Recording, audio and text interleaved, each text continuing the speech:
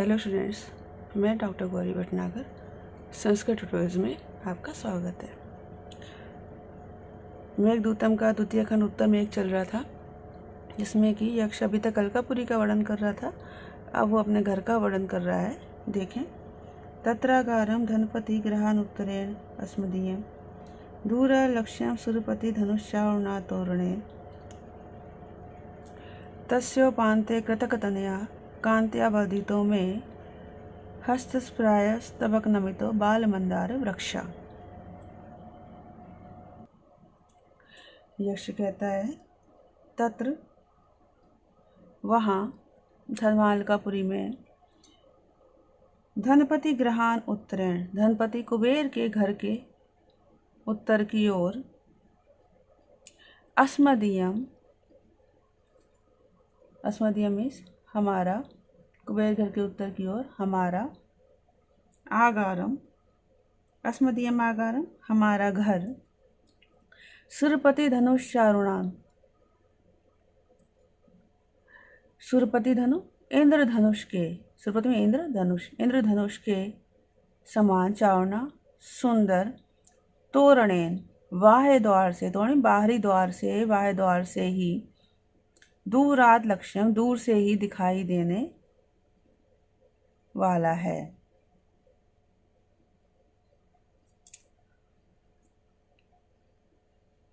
अपने घर का पता बता रहा है अब कि तत्र वहाँ अलकापुरी में धनपति ग्रह उत्तरेण, धनपति कुबेर के घर के उत्तर दिशा की ओर, अस्मदीयम आगारम हमारा घर, सुरपति धनुष्यारुणा इंद्र धनुष के समान सुंदर, तोरणेन बाह्य द्वार से, दूरा लक्ष्यम दूर से ही दिखाई देने वाला है।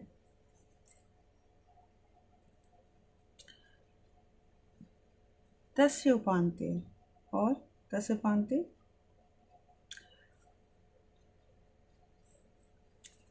जिस, अस्य उपान्त जिसके, उपान्ते पास में, जिसके पास में, मैं कांता मेरी प्रियतमा के द्वारा वर्धित पाला गया, कृतक तनया गोद लिया पुत्र, मेरी प्रिया के द्वारा वर्धित किया हुआ, पोषित किया हुआ गोद लिया पुत्र, हस्त प्राप्य स्तबक नमितो हाथों से प्राप्त करने योग्य स्तबक गुच्छों के द्वारा, फूलों के गुच्छों के द्वारा नमितो झुकाया गया, बाल मंदार वृक्षा छोटा सा मंदार का पेड़ है। तस्य उपान्ते जिसके पास में, मैं कांत्या मेरी प्रिया के द्वारा वर्धित पोषित किया गया, कृतक तनया गोद लिया पुत्र, हस्त प्राप्त स्तबक नमितो हाथों से प्राप्त करने योग्य फूलों के गुच्छों द्वारा नमितो झुकाया गया, बाल मंदार वृक्षा छोटा सा मंदार का पेड़ है। मतलब अव्यक्ष अपने घर का पता बता रहा है कि कुबेर का जो महल है उसके उत्तर की ओर ही उसका घर है, जिसका जो बाहरी दरवाजा वह धनुष के समान सुंदर रंगों वाला है, इसलिए दूर से दिखाई देता है, और उस दरवाजे के पास ही एक छोटा सा मंदार का पेड़ है, जिसमें कि जो उसकी प्रिया के द्वारा पोषित किया गया है, और जिसमें कि फूलों के गुच्छे इतने नीचे लगे हुए हैं जो कि हाथों से ही तोड़े जा सकते हैं, इतना छोटा वो मंदार का पेड़ है। आगे कवि कहता है, उससे घर के वर्णन में वापी बावड़ी का वर्णन कर रहा है।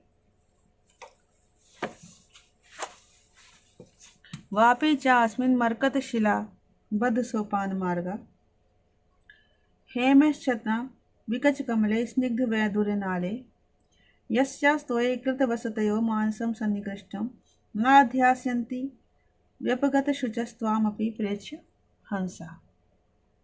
अब कहता है कि अस्मिन, इसमें अर्थात इस मेरे घर में, मरकत शिलाबद्ध सोपान मार्गा, मरकत पन्ने की शिलाओं से बद्ध बने हुए सोपान मार्गा सीढ़ियों के मार्ग वाली, स्निग्ध वैदुर्य नाले चिकने वैदुर्य के समान नाल वाले, वैदुर्य मणि के समान नाल वाले, है में स्वर्ण निर्मित विकच कमल है, खिले हुए कमलों से छन्ना ढकी हुई वापी बावड़ी है। यस्या तोय जिसके जल में कृत वसतो निवास करने वाले, व्यपगत शुचा, नष्ट हुए, शुचा माने शोक वाले, दुख वाले।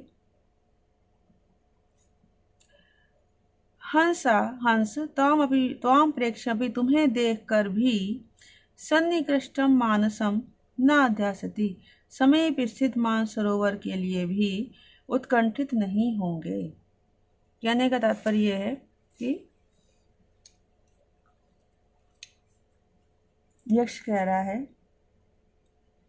कि बावड़ी है जहाँ सीढ़ियाँ बनी हुई उतरने के लिए, वो सीढ़ियाँ कैसी, पन्ने से बनी हुई हैं, और उस बावड़ी में वैदुर्य नाल से बने, वैदुर्य की मणि की नाल, कमल नाल जो होती वैदुर्य की मणि की बनी हुई है, उससे युक्त स्वर्णमय कमल खिले हुए हैं, और जिसके जल में हंस जो है वो घूम रहे हैं, तैर रहे हैं।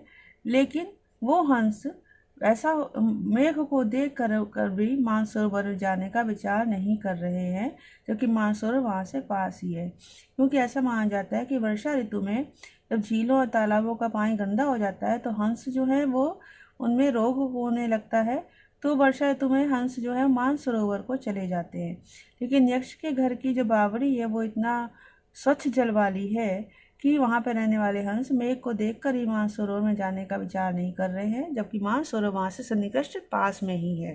फिर से देखें, अस्मिन, इस मेरे घर में, मरकत शिलाबद्ध सोपान मार्गा, पन्ने की शिलाओं से बने हुए सीढ़ियों के मार्ग वाली, स्निग्ध वैदुर्य नाले, चिकने वैदुर्य मणि के समान नाल वाले, हैं में स्वर्णमय विकच कमल है, खिले हुए कमलों से छन्ना ढकी हुई वापी बावड़ी है। यस्या तो है, जिसके जल में कृतवसतियों निवास करने वाले, विपगत शुचा, नष्ट हुए शोक वाले, नष्ट हुए दुख वाले हंस, त्वाम प्रेक्षपि, तुम्हें देखकर भी, सन्निकृष्टम मानसम, समीप में स्थित मानसरोवर की ओर न अध्यासति, जाने मानसरोवर के लिए उत्कंठित नहीं होंगे, अर्थात नहीं जाना चाहेंगे। तस्यास्तीरे रचित शिखरा पैशलेन्द्र नीले, कीड़ाशैला कनकदली वेष्टन प्रेक्षणीया, मध्वेहिन्या प्रिय इति सखे चेतसा कातरेण, प्रेक्ष्योपांत स्फुरितम त्वाम तमेव विस्मरामि। अब कहते हैं, तस्या तीरे, उस बावड़ी के तीरे किनारे पर, पेशले इंद्रनील मड़े, पेशले सुंदर, इंद्रनील अच्छा नीलम मड़ियों से रचित निर्मित शिखर है। कनक कदली वेष्टन प्रेक्षणीया, तो उस बावड़ी के तट पर, किनारे पर सुंदर नीलमणि से निर्मित शिखर वाला और कनक कदली वेष्टन प्रेक्षणीय, स्वर्ण केले की, स्वर्णमय केलों की वेष्टन बाढ़ के कारण प्रेक्षणीय देखने योग्य, क्रीड़ाशैला क्रीड़ा पर्वत है। सखे, हे मित्र,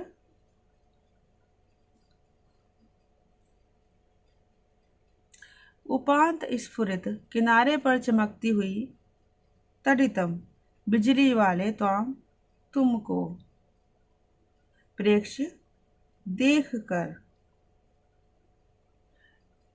किनारे पर चमकती हुई बिजली वाले, तुमको प्रेक्ष्य देख कर, मद गेहिन्या प्रिया, मेरी गेहिन्या अर्थात मेरी पत्नी को प्रिय है, इति इस प्रकार कातरेण व्याकुलता के साथ, तमेव स्मरामि, उसे ही याद कर रहा हूँ।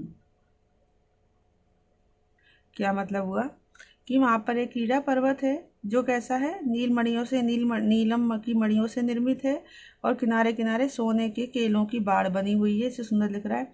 मेघ भी चूंकि नीला श्यामल सा है और उसके किनारे किनारे बिजली चमकती है, तो कभी जो यक्ष है उसने ऐसी कल्पना की मानो वो मेघ जो है, श्याम वर्ण की मेघ, इसके किनारों पर बिजली चमक रही है, तो उस मेघ को देखकर यक्ष को उसी क्रीड़ा पर्वत का स्मरण हो आ रहा है जो कि नीलमणि से बना हुआ है, जिसके किनारे केले की बाढ़ है सुनहरे रंग की, क्योंकि पर इस मेघ की और क्रीड़ा पर्वत की समानता है, बहुत ज़्यादा समानता है, जिस कारण से उसको देखकर उसे उस कीड़ा पर्वत का स्मरण हो रहा है जो कि उसकी पत्नी को प्रिय है। इससे देखेंगे तस्या तीरे, उस बावड़ी के किनारे, पेशल इंद्रनील, पेशल इंद्र सुंदर इंद्रनील मणियों से रचित निर्मित शिखर वाला कनक कदली वेष्टन प्रेक्षणीय, और सोने के स्वर्ण केलों की वेष्टन बाढ़ के कारण प्रेक्षणीय देखने योग्य क्रीड़ाशैला क्रीड़ा पर्वत है। सखे हे मित्र, उपांत स्फुरित तडितम, किनारे पर चमकती हुई बिजली वाले तुम्हें प्रेक्ष देख कर, मद गहन्या प्रिया, मेरी पत्नी को प्रिय है, इति इस प्रकार कात्रेण व्याकुलता के साथ, तमेव स्मरामि, उसी क्रीड़ा पर्वत को स्मरण कर रहा हूँ। आगे देखेंगे। अभी यक्ष जो है उस क्रीड़ा पर्वत पर स्थित वृक्षों का वर्णन कर रहा है। रक्ताशोकश चल किसल्या केशर चात्र कांता, प्रत्यासन्नो कुर्वक वृत्ते माधवी मंडपस्य, एका सख्यास्तव समय वाम पादाभिलाषी, कांक्षन्यो वदन मदिरा, दोहद छद्मना अस्या। अब कहते हैं अत्र मीन्स वहाँ, अर्थात उस क्रीड़ा पर्वत पर, कुर्बक की वृत्ते बाढ़ वाले, माधवी मंडप से माधवी लता के मंडप में कुंज में, प्रत्यसन्यो अत्यधिक पास, चल किसलया रक्ताशोका, चंचल किसलयों वाले, चंचल नवीन कोपलों वाले, रक्ताशोका लाल अशोक का वृक्ष, और कांता केसरा, और कांता सुंदर मौलसिरी का पेड़ है।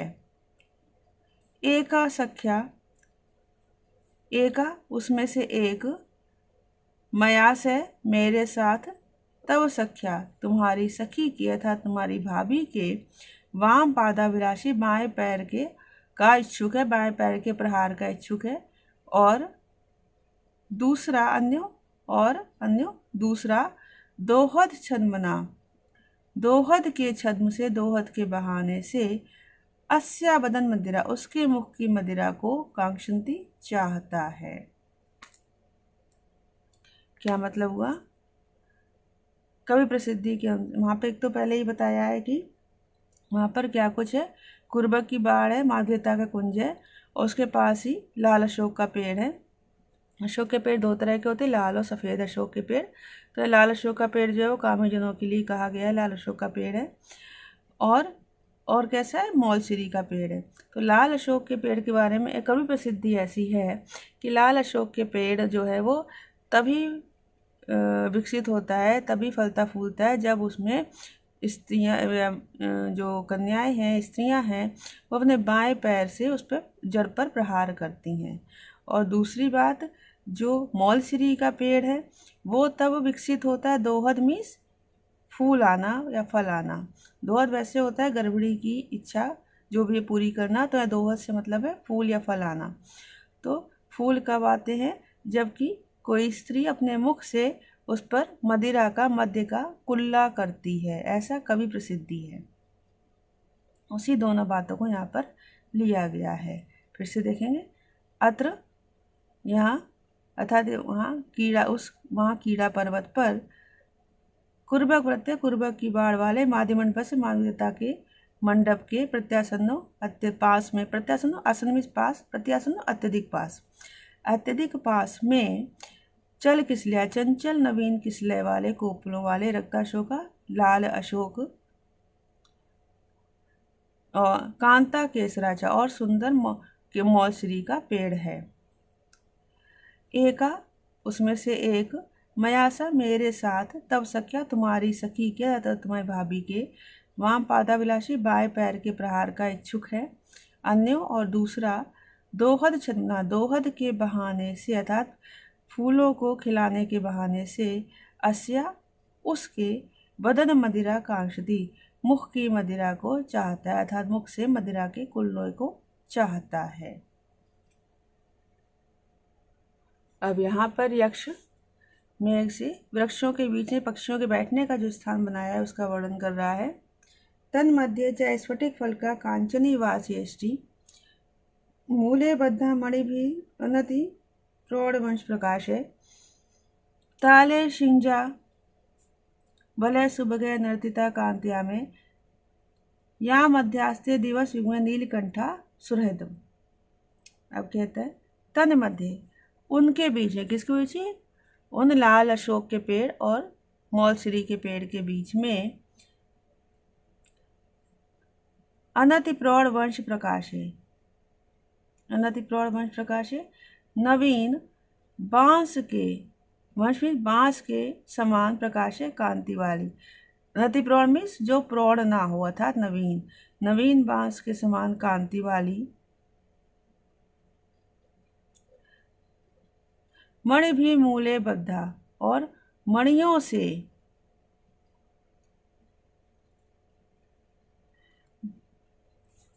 मूले बद्धा, जड़ में बनी हुई।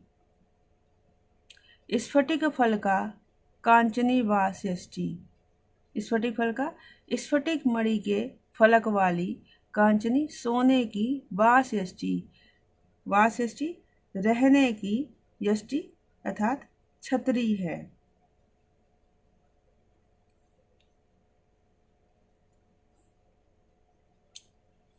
मैं कांत्या, मैं कांत्या मेरी प्रिया के द्वारा, शिंजा वलय शुभ गए, शिंजा वलय झन झन बजते, शिंजा में बजते हुए, वलय कंगनों से मन शुभ गए मनोहर, ताले नर्तिता तालियों से नचाया गया,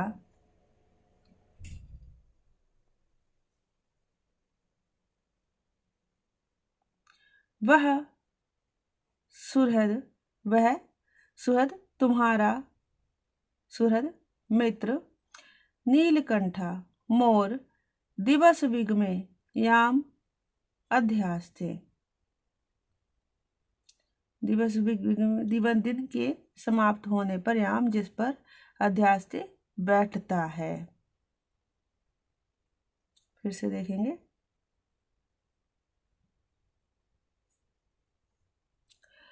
तन्मध्ये, उन दोनों वृक्षों के बीच में, उन दोनों के बीच था, रक्त अशोक और मौलश्री के बीच में, अनति प्रौढ़ वंश प्रकाश है, अनति प्रौढ़ नवीन बांस के समान कांति वाली, मणि भी मूले बद्धा, और मणियों से, मूले बद्धा जड़ में, मणियों के द्वारा जड़ में बद्धा बनी हुई, अर्थात मणियों से, जड़ में मणियों से बनी हुई, जड़ में बंधी हुई, स्फटिक फल का कांचनी वासयष्टि, स्फटिक मणि के फलक वाली, तख्ते वाली, फलक वाली, कांचनी वासयष्टि सोने की, वासयष्टि बैठने की छतरी है। मैं कांत्या मेरी प्रिया के द्वारा, शिंजा वलय शुभ गए, शिंजा झन झन बजते वलय कंगनों से, शुभ गए सुंदर, ताले नर्तिता तालियों से नचाया गया, वह सुहृद तुम्हारा मित्र, नीलकंठा मोर, नीलकंठा क्यों कहा है? मोर का कंठ नीला होता है, तो तुम्हारा मित्र मोर, दिवस युग्म दिन के बीत जाने पर, यहाँ मध्यास्ते जिस पर बैठा करता है। मतलब बता रहा है कि वृक्षों के बीच में कैसा है, मरकत मणियों से बना चबूतरा है, जिस पर कि स्फटिक मणि के फलक वाली सोने से निर्मित छतरी है, जिस पर कि पक्षी बैठते हैं आके, और उसी पर तुम्हारा मित्र मोर भी बैठता है, जिसे कि मेरी पत्नी तालियों से नचाती है, और उन तालियां बजाते समय उसके कंगनों से झनझन की आवाज़ आती है। इस प्रकार उस मेघ से अक्षय वृक्षों के मध्य जो पक्षियों का बैठने का स्थान है उसका वर्णन कर रहा है। इस वीडियो में इतना ही। साथ बने रहने के लिए धन्यवाद।